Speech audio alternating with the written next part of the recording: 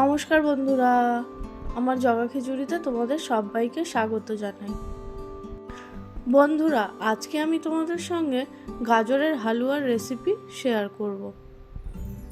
তাহলে চলো আমি কিভাবে গাজরের হালুয়া বানাই দেখে নাও।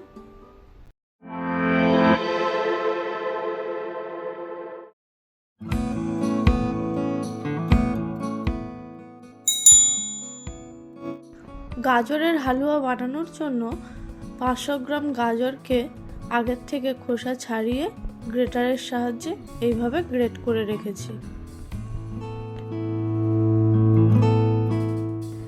এবার হালুয়াটা বানানো শুরু করব। তার জন্য গ্যাসে কড়াই চাপিয়ে দিয়েছি। কড়াই গরম হলে ওর মধ্যে 3 টেবিল চামচ ঘি দিয়ে দেব।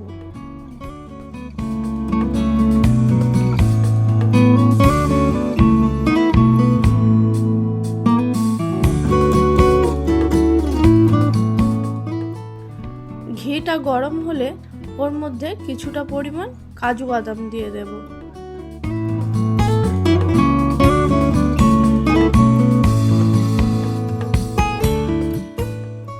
কাজু বাদামটাকে একটু নাড়িয়ে চাড়িয়ে নেওয়ার পর কিছুটা কিশমিশ দিয়ে দেব।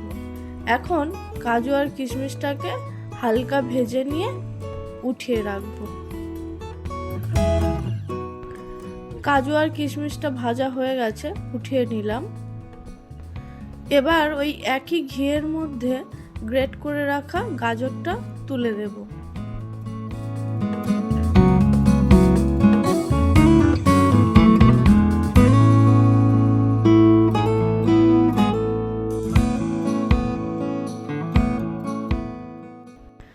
গাজরটা দেওয়ার পর একটু নাড়িয়ে চাড়িয়ে নিয়ে ঢাকা দিয়ে গ্যাসের ফ্লেমটা লো করে দেব।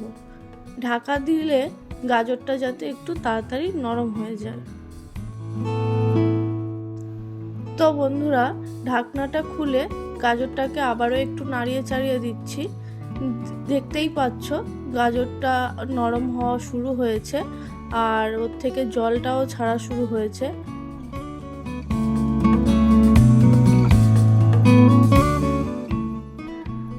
আবারও ঢাকা দিয়ে দিলাম। ঢাকা দিয়ে গাজরটাকে 5 মিনিট মতো রান্না করে নিয়েছি। এখন আবারও ঢাকনাটা খুলে গাজরটাকে নেড়ে চেড়ে দিলাম। গাজরটা থেকে সুন্দর জলও ছেড়ে দিয়েছে।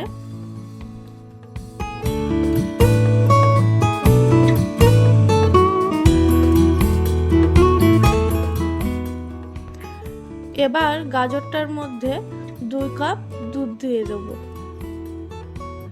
দুধটা দিলে গাজরের হালুয়ার টেস্টটা খুব সুন্দর হয় আর দুধের মধ্যে গাজরটাও খুব ভালোভাবে নরম হয়ে যায়।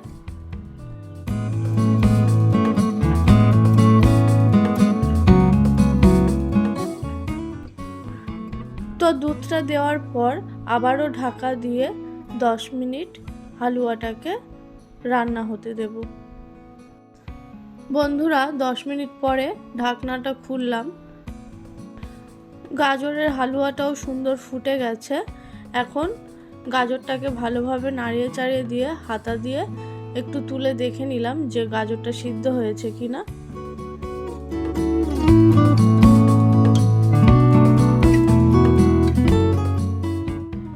গাজরটা সুন্দর সিদ্ধ হয়ে গেছে। এখন গ্যাসের ফ্লেমটা বাড়িয়ে দিলাম, কারণ গাজরটা যেহেতু সিদ্ধ হয়ে গেছে এবার দুধটাকে ফুটিয়ে ফুটিয়ে একদম শুকনো করে নিতে হবে। গাজরের হালুয়া তো বেশি জল জল থাকলে আবার ভালো লাগবে না, একটু শুকনো শুকনো হলেই তবে ভালো লাগে। হালুয়াটাকে বেশ কিছুক্ষণ ফুটিয়ে নেওয়ার পর এর মধ্যে ভেজে রাখা কাজু কিশমিশ, 2 থেকে 3 টেবিল চামচ খোয়া ক্ষীর ও অল্প পরিমাণ এলাচের গুঁড়ো দিয়ে দেব। এই সব কিছুকে দেওয়ার পর আবারও কিছুক্ষণ ভালোভাবে নাড়িয়ে চাড়িয়ে নেব। এখন এর মধ্যে 4 থেকে 5 টেবিল চামচ চিনি দিয়ে দেব। কাপ মেপে নিলে যে কাপ মেপে আমি দুধ নিয়েছি সেই কাপের হাফ কাপ মতো চিনি দিয়ে দিলাম। আমি আমার পছন্দ মতো চিনি দিলাম। তোমরা যদি কেউ আরও বেশি মিষ্টি পছন্দ করো তারা আরও বেশি মিষ্টি দিতে পারো।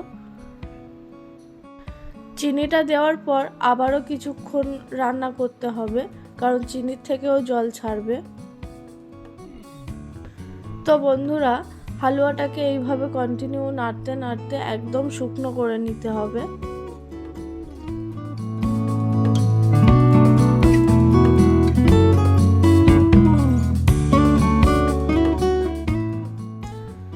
তো হালুয়াটা নাড়তে নাড়তে একদম শুকনো করে নিয়েছি। এখন হালুয়াটা আমার একদম রেডি। চলো এটাকে একটা পাত্রে উঠিয়ে নিই। তাহলে বন্ধুরা, তোমরা দেখতেই পেলে আমি কিভাবে গাজরের হালুয়া বানাই। তোমরাও কিন্তু বাড়িতে এইভাবে বানিয়ে নিতে পারো। খুবই কম উপকরণ ও খুব সহজে এটা তৈরি হয়ে যায়।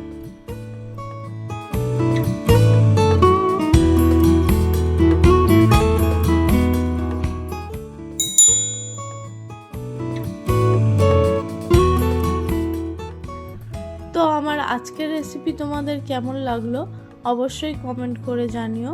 আর আমার ভিডিও যদি তোমাদের ভালো লাগে তাহলে একটা লাইক করে দিও ও আমার চ্যানেলটিকে সাবস্ক্রাইব করে দিও। আজকের মতো এই পর্যন্তই। দেখা হচ্ছে পরের কোনো এক ভিডিওতে। ততক্ষণের জন্য টাটা।